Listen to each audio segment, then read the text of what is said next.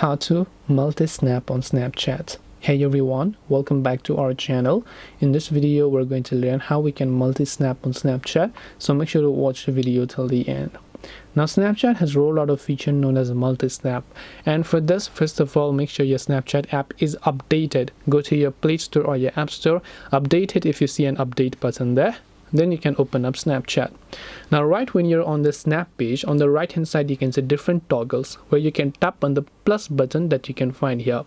Now when you tap on plus button, you'll find many features as you can see over here, right? So you can see many features, but in my case I don't have multi-snap. Now this feature is just new and is not rolled out properly yet, but if you find an option, then you will see something like this known as a multi-snap right under all those options.